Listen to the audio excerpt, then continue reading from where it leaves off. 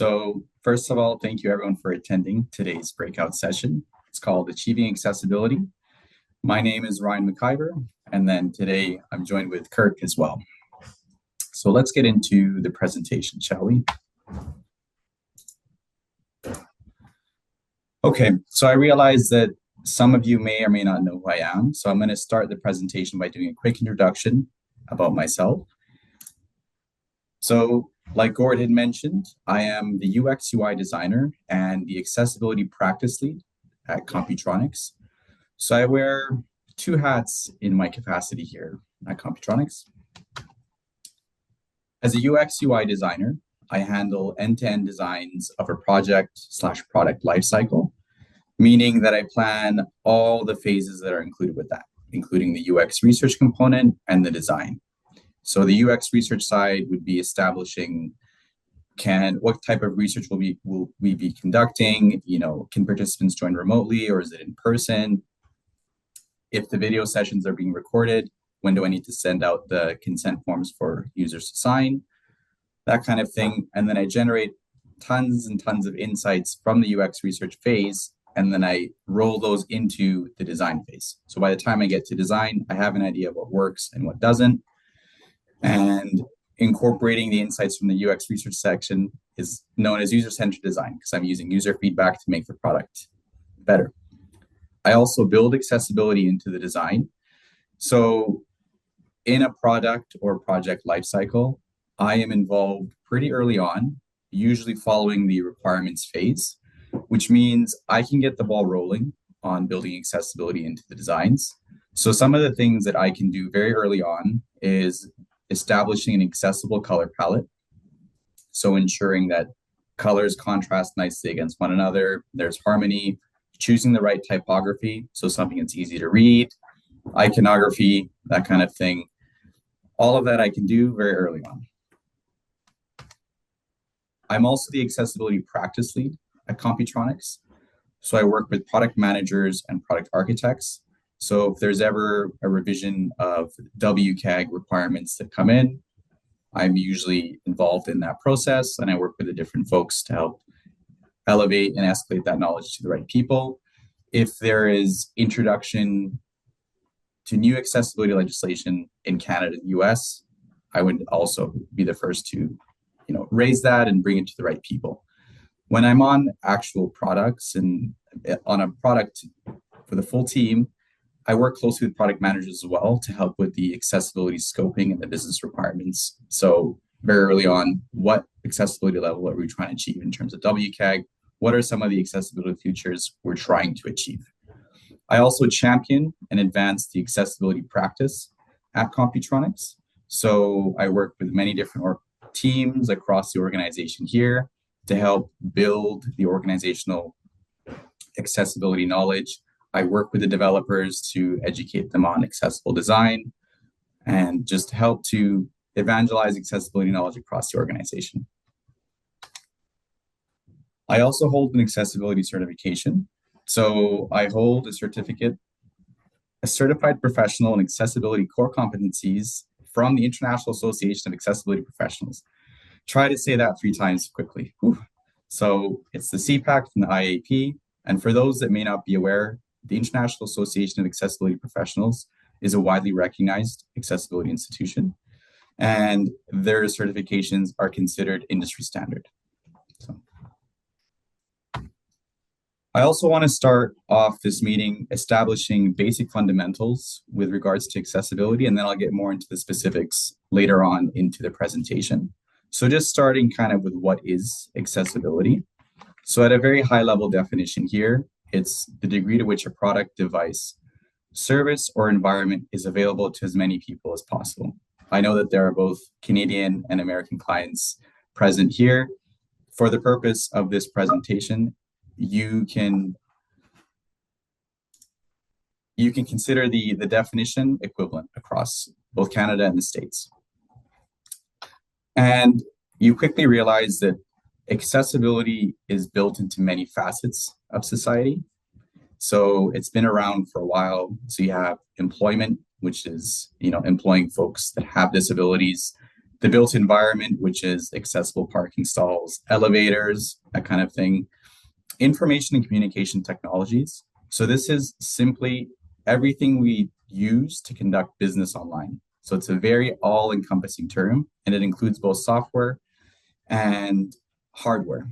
And the reason why it's important is because ICT accessibility is most commonly known as digital accessibility. In legislation, it's referred to as ICT. Everywhere else, it's referred to as digital accessibility, but it covers both software and hardware, like I mentioned. Then you have the procurement of goods and services and facilities, design and delivery of programs and services, so accommodations within classrooms, and transportation. So ensuring that public transportation is accessible for everyone. So you quickly realize that accessibility is built into many facets of society and has been for a while. It's the digital accessibility component that's now catching up to kind of everything else. Okay, I'd also like to talk about accessibility and the product lifecycle, mainly with implementing accessibility. So just so it's easier to see here. Okay, so with implementing accessibility, as you can see with the graph on the right-hand side, accessibility needs to be defined and considered at the requirements level and carried through to production. The main takeaway from the graph here is that the earlier accessibility is implemented into a product lifecycle, the less costly it will be in terms of time and cost, such as hours. The opposite is also true. The later you introduce it, specifically when you get to production, it can cost you almost 40 times as much as if you had just introduced it at the requirement stage. This graph also makes a point to note that 67% of accessibility defects originate in design. So this is kind of circling back to something that I mentioned earlier, is that in a product lifecycle, I'm involved pretty early on in terms of accessibility. And this statement can be true if you're not thinking about accessibility. The opposite, I'd like to take a statement and kind of flip it on its head and make the argument that 67% of accessibility solutions can also originate in design. And I can kind of give you some examples here. I'd mentioned the color palette.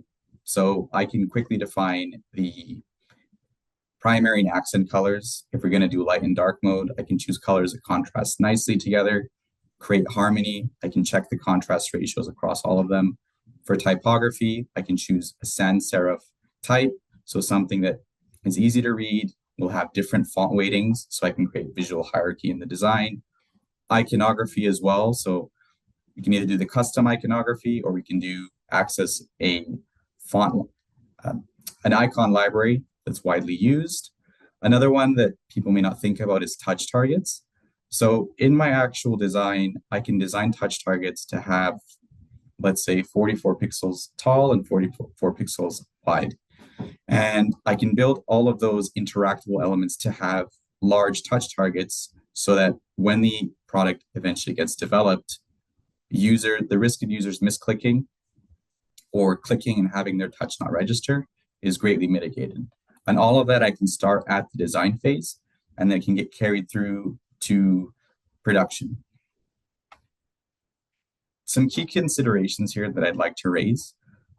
What you'll notice in the figure as well is that accessibility is a team commitment. So at the requirements, you have the product managers, architects, then design, and then everyone has a part to play in taking on accessibility and incorporating into different stages of the product lifecycle. So it's almost like a relay race. So someone does their part, passes off the baton, does to someone else. So I don't own accessibility. Accessibility is owned by everyone that's involved with the product lifecycle. Accessibility is a journey and not a destination. So recognize that it will take time to kind of get to the place where there's organizational thinking in terms of accessibility. But also you'll notice here that when it comes to production, once a product is live and is in production, we don't just stop thinking about accessibility. We should always keep thinking about accessibility, auditing, and ensuring that our products are always accessible. Again, it's a journey, it's not a destination. And just put quite simply, accessible design is good design. So all of the things that I've mentioned there in terms of color and typography and whatnot, yes, those are accessibility requirements, but in incorporating those into the design, it's not just people that need those accessibility requirements that will benefit from them. Everyone will benefit from colors that easily contrast. Everyone benefits from text that's easy to read, large touch targets. So it's this idea of universal design. So you want to design for as many people as possible. And when you make products more accessible, by proxy, you also make them more usable. So I'd like to talk a little bit about WCAG. So some here may be familiar with WCAG, some may not be. There's a lot of nuances, so I'd like to kind of help upskill everyone's knowledge today. So some fundamentals here. WCAG simply stands for the Web Content Accessibility Guidelines, and they're internationally recognized technical standards for digital accessibility conformance. So for the folks that live in the States, or that are clients that are from the States, I should say, the American federal and state level legislation points to WCAG. And at most of the time, it's been adopted at different levels, at the state level and at the federal level, also at different levels. In Canada, it's the same thing. The federal regulation points to WCAG, and then we have variable provincial legislation also points to WCAG. WCAG is also recognized in the European Union. Again, it's an internationally recognized standard. There are 3 versions of WCAG 2, 2.1, 2.0, 2.1, and 2.2. And each version builds upon the previous version. So you can almost think of them as software updates. And the dot releases are simply focused on filling in the gaps of the previous versions. And that's because every time a version gets rolled out, new technology or new accessibility requirements they get surfaced, and the new versions of WCAG, they reconcile and roll those into the new versions. Each version has what's known as testable success criteria, and how WCAG is set up is it's essentially broken up into different sections covering different accessibility requirements such as vision, cognition, hearing, so on and so forth. And each section has testable success criteria. It's designed like that because when you're assessing content against WCAG, if you meet all the success criteria across all those different sections, it means that your content will be accessible to as many people as possible. Success criteria, you can think of them simply as accessibility requirements. Each version has 3 levels of conformance, and each level of conformance, A, AA, and AAA, has a set of success criteria associated with them. So as you increase the conformance levels, so as you go from A to AA to AAA, you increase the accessibility requirements from each version.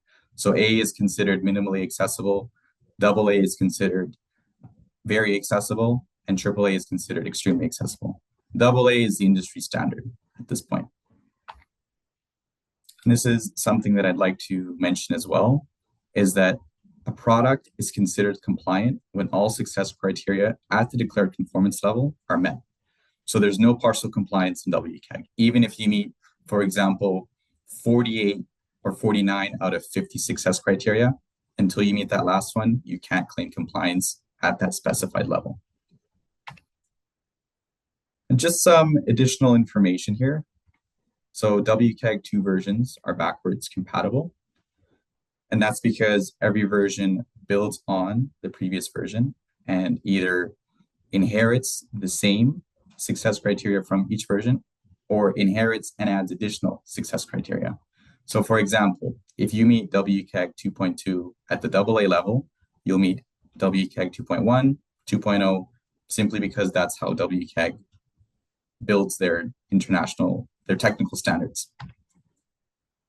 I want to also mention that 2, 2.1, and 2.2 are all existing standards. So one doesn't deprecate or supersede the other. They're all recognized standards. W3C, who made WCAG, encourage you to use the most recent version of WCAG, which is 2.2, but recognize that all 3 are existing standards. And lastly, WCAG guidelines are designed to be technology agnostic, meaning that when you read the guidelines, they don't refer to phones, and tablets specifically. They refer to software, hardware, so ATMs, kiosks, touch devices, PDFs, emails. So they're meant to target they're meant to be as technology agnostic as possible. Okay, so now that I've said kind of some groundwork for accessibility, some fundamentals, I'd like to talk about POSI accessibility. And feel free, if there are any questions, just interrupt me at any time. I'm happy to answer them. Maybe I'll introduce myself here. I'm Kirk Seavray.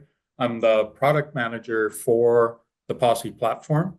So WebUI, Staff UI, etc. And I'll back up Ryan on questions and stuff if they get into a technical nature or what have you. Yes, thank you for that, Kirk. Okay, so let's start with the WebUI customer portal. So the WebUI customer portal in current POSI versions supports WCAG 2.0 AA compliance. And there are some accessibility features here that I'd like to highlight. This is not an exhaustive list. These are just the ones I'd like to highlight. So firstly, the accessibility features include keyboard navigation. So the entirety of WebUI can be navigated using a keyboard. And this is for users that either cannot use a mouse or they have some disability that prevents them from using a mouse. So this would be users with sight loss or users that are totally blind. WebUI also has screen reader support. So it can be navigated using a screen reader. So NVDA, VoiceOver, those are the two most common ones, and which I'll talk to in a little bit. But to be able to use a screen reader to navigate a website, you also need to have keyboard navigation built into the application. So you can't have screen reader support without keyboard navigation, and those two go hand in hand. WebUI also has responsive design. So you can zoom in onto WebUI up to 200% zoom level, and all of the content will reorganize itself based on the zoom level. And that's because it was built using responsive design, meaning regardless of the device that's used to access WebUI, so desktop, laptop, tablet, or phone, all of the content will reorganize itself for that specific device, meaning that if you went from a desktop to a phone, the content will all scale down, and the opposite is true. If you go from a phone all the way up to a desktop, the content will expand to fill the device. Input devices as well. So WebUI can be accessed using keyboard and mouse, joysticks, and this is mainly for users that require different input modalities to be able to use the software. Touch as well. So that's another thing, is that you can use WebUI can be used on a tablet like an iPad using touch input. And then lastly, design standards. So the entirety of WebUI was built using internally developed design standards that leverage and build upon material design, which is Google's design standards, and accessibility best practices. So that was WebUI was built based on that foundation, essentially. Okay, and I'd also like to mention that the POSI roadmap has support for WCAG 2.2 AA scheduled at the start of the new year. And just for context sake, WCAG 2.2 is the most recent version of WCAG. It was announced and became live last year, October 2023. Talking about the Staff UI staff portal, in 2025, a project will be initiated to bring the Staff UI staff portal into WCAG 2.2 AA compliance. So in summary, both the WebUI and Staff UI will be at the latest version of WCAG, and both will be at the same version of WCAG as well. Okay, so now I want to talk about planning customization. So, in your implementations, just some things to think about. Some key considerations here. So as I mentioned, POSI WebUI provides approximately 95 compliance with WCAG 2.0 AA out of the box. So there's about a little bit of work there to get it to the 100% mark. Pre-configured or unmodified COTS products such as ABC, PLS, GCS, are 100% compliant. So those will be WCAG 2.0 AA. When you get into client customization, it's important to plan and implement them with accessibility in mind. So like I'd mentioned, color selection here. So choosing an accessible color palette early on. And I know that sometimes there are specific branding colors required for provinces and states. I recognize that, but where you can implement accessible colors, please do so.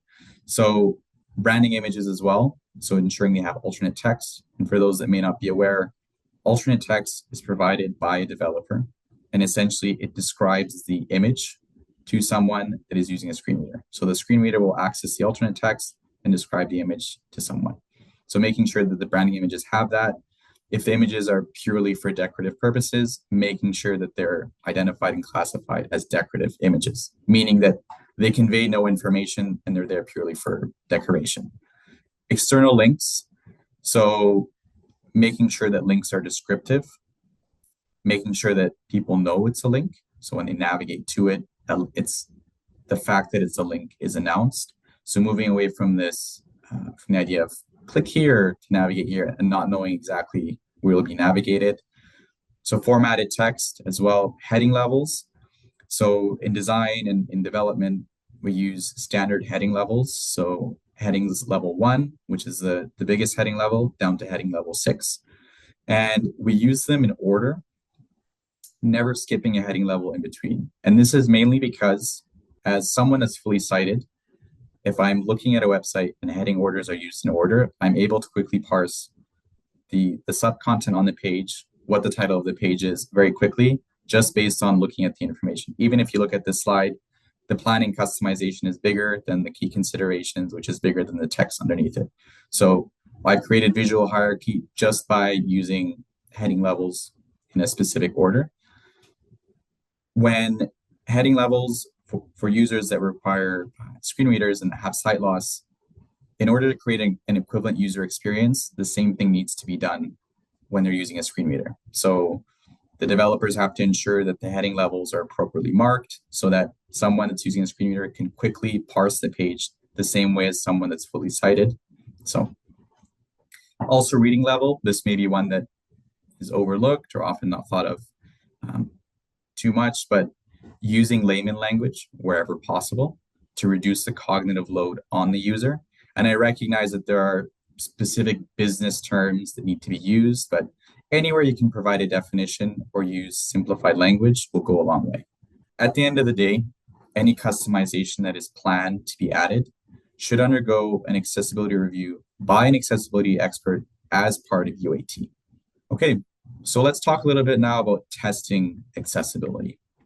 Again, some key considerations here. So there are many commercial auditing tools available that will audit your websites and your implementations for you. However, it's important to realize that auditing tools often provide false positives and require further interpretation. There are many reasons for this, but the main reason is that auditing tools should provide a good starting point. For auditing, they'll catch the very clear and easy accessibility requirements. Some of the ones that require a little bit more nuance and thought, they may just fail simply because that's how they're tuned. You know, you have all of these tools now that do accessibility testing and remediation all within the same thing. Again, they're good starting points, but always exercise caution and recognize that further interpretation is needed. So when you're testing with a screen reader, specifically, it requires familiarity either from an accessibility expert or an experienced user. Part of this is because someone that's unfamiliar with a screen reader, when they first use a screen reader, they may perceive the usage of a screen reader to be clunky, simply because they are not used to, they don't know what to expect. The other portion of it is screen readers can be heavily customized across users. So screen readers can include different shortcuts. So when you are on a desktop or laptop, there are keyboard shortcuts that you can hit and you can quickly kind of navigate across different sections of the page. There's different reader modes. When you get to touchscreen devices, then you get into gestures. So, on iOS and Android devices, so Google and Apple devices, 3 fingers swiping down, 2 fingers swiping across, those all mean different things, and just general reader customization. So readers in general can be heavily, heavily customized for each user. And when you get into, there are NVDA, TalkBack, and iOS, those 3 screen readers can also be heavily customized and have different shortcuts and everything across each version of the screen reader. So if someone is an expert in NVDA, it will be difficult for them to then go to VoiceOver, which is Apple's screen reader, and then be able to use it to the same degree as NVDA, simply because it's not customized to them. So it requires some ramp up time. So this is why typically accessibility experts are specialized, and even folks that have sight loss or experience sight loss, they're usually specialized in one specific screen reader. So another thing when you're testing accessibility is to recognize that there are many different disabilities covered under accessibility. So if we were to talk visual disabilities alone, so in terms of vision, so you have users that are totally blind, so they have complete sight loss. You have users that are somewhere in the middle that retain some vision and have experienced some sight loss. Then you have users maybe at the beginning of the spectrum that are starting to experience some sight loss but retain most of their vision. Then if you were to add to it color blindness, so then you have users that experience a certain version of color blindness, so red, green, blue, yellow. Some can't perceive color at all. And then there's just different types of visual disabilities that kind of interplay with one another, which is why it's difficult to cover every single disability under accessibility. So with WCAG, for example, even if you were to follow the most recent version of WCAG, you followed it at the highest conformance level, WCAG themselves state it still wouldn't make your software fully accessible. And that's because it's difficult to kind of cover every single disabilities. This is part of the reason why WCAG gets updated every 5 or 6 years, is to help incorporate some of those new disabilities that come out, some of those new technologies that get discovered that can increase accessibility for all users. So I was speaking more so on vision, but you can imagine that as you look at different types of disabilities, such as hearing, mobility impairment, you get kind of a similar thing where it's variable per person and not everyone will experience disability the same. At the end of the day, an accessibility expert can help provide guidance on how to navigate testing for accessibility. Essentially, it just comes down to the accessibility expert or someone that's experienced with accessibility testing tools will know what to look for. Okay, so let's talk a little bit about a screen reader. So I'm just going to quickly introduce it here. So a definition here is a screen reader is software that enables people with sight loss to use computers. It reads the text on the screen in a computerized voice. So much like the graphic here I have on the right-hand side, it's kind of like a person inside your phone announcing everything as you're navigating through a page. So these are some of the common screen readers that I've mentioned. And the reason why they're common is because they're free. So NVDA, so non-visual desktop access, that's Windows exclusive. That's the screen reader I'll be showcasing today. It's open source, it's free, it's widely used, but it's Windows exclusive. Then you have Android TalkBack, which is the Google equivalent of a screen reader. And that's built into all of their Android devices, so their tablets and their phones as well. And then you have Apple's offering, which is Apple VoiceOver, and this is built into iPhones, tablets, and also built into the Mac laptops as well. Okay, so let's get into the live screen reader demo. Okay, so I'm just going to sign in here, and then I'm going to launch the screen reader. So it's going to be loud, and I'll try my best not to talk over the screen reader so much. So welcome to NVDA dialog. Welcome to NVDA. Okay, so this is commands for controlling it. Sorry. Welcome, submit an AD help report. Okay, so As I hover my mouse, it's going to announce literally everything that the mouse hovers over. So I'll exercise caution to not hover over too many things. So this is NVDA. You know it's turned on because you hear the sound. So I'm just gonna. Okay. Oh, ABC document. Banner landmark. Banner landmark home visited link. Okay. ABC. Visited link home. Toolbar button collapse search. Tool ABC document. Menu button collapse opens list change. Okay, one sec. Visited link.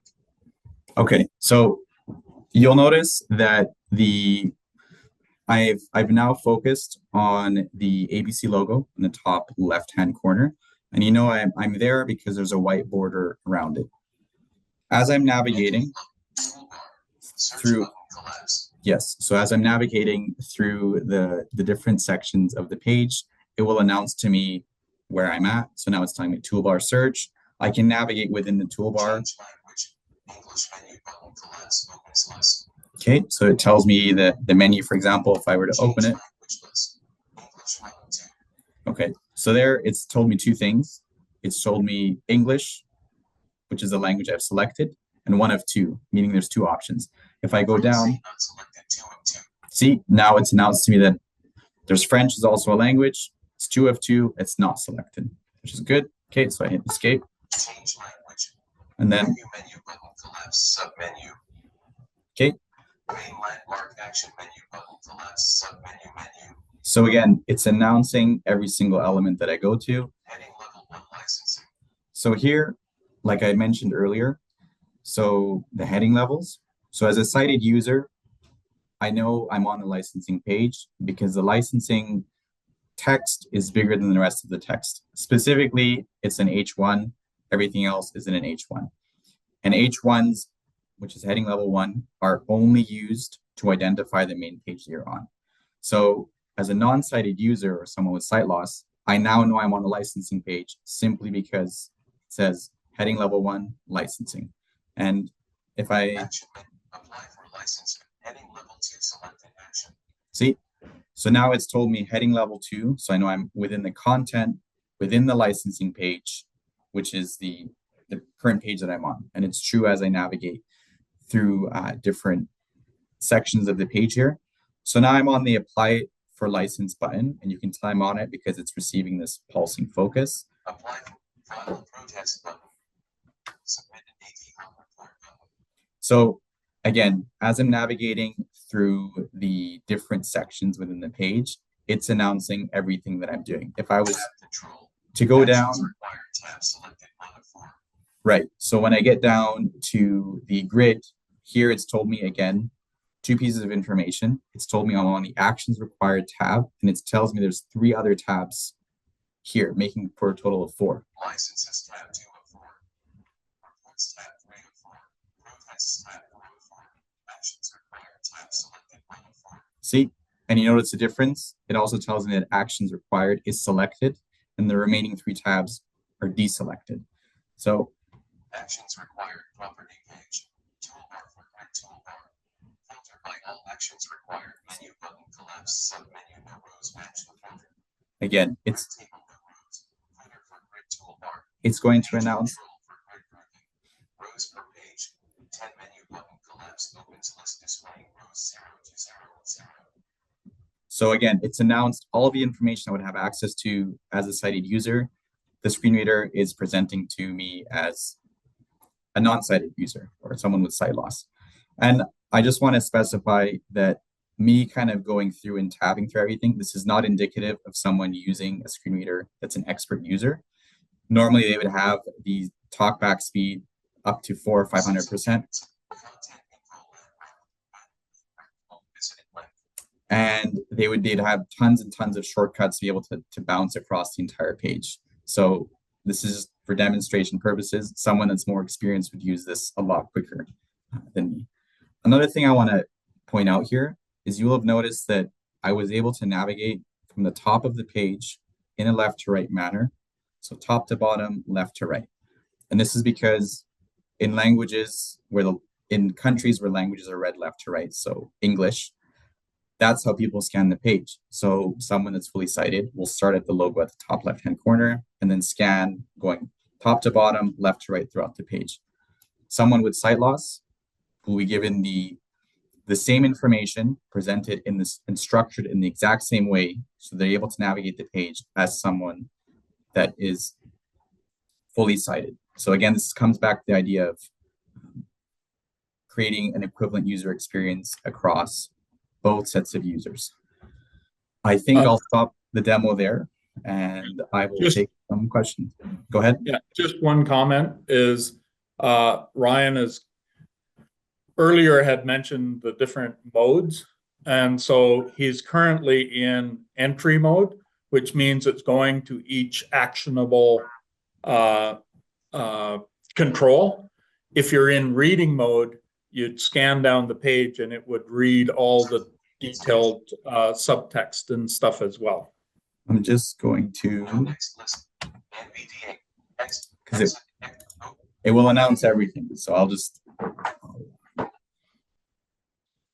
okay, so I'll end the screen reader demo there, and I am open to questions from anyone. So this question comes in from Jonathan. So will there be any work into accessibility onto those still on Outrider-based portals, for instance? Still doesn't have WebUI. So Kirk, I think I'll pass that question off to you. No, and that's really based on what Ryan was saying earlier, that accessibility is really from the very start of the process. And so WebUI has been created accessible from the ground up, and so will the new project for Staff UI, because retrofitting it is practically impossible, including the main portion, which is responsive design. So you have to have the different breakpoints and whatnot. And so that all would have to be added to Outrider, which is basically recreating WebUI. So I have two questions here, and I'll start with the first one. So one came in is we need to use a font BC Sans that offers the characters for different indigenous languages. Can we implement that with WebUI? So I believe this question is asking about the different character sets. So Kirk, I'll pass this question off to you. Okay. Basically, out of the box, we're supporting character set which supports the Unicode, so the complete Unicode character set. However, I recognize that BC Sans is very much specific to Indigenous languages and support and stuff, so it may include more range.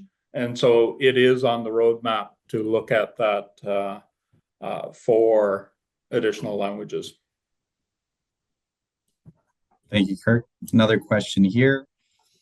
So how many municipalities or cities are already using this? I believe specifically WebUI, or planning to implement it? It's a good question. I'm not sure off the top of my head. Kirk, would you happen to know? I think I know of at least, there's probably 10, 15 clients are either active or in progress of creating their WebUI presentations.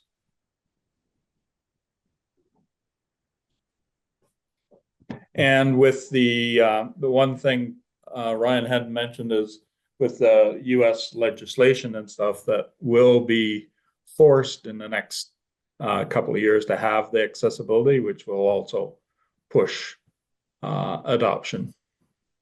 That's right. That's the ADA, Americans with Disabilities Act.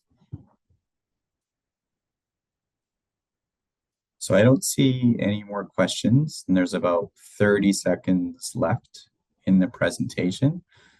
So we can sneak in one more question.